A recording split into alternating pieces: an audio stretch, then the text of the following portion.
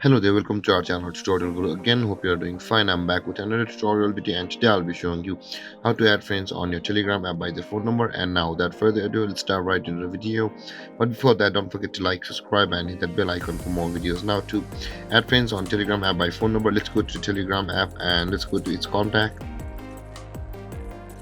And after landing on the contacts, you will find all of your contacts over here whom have installed Telegram app and registered on it from their side of the phone.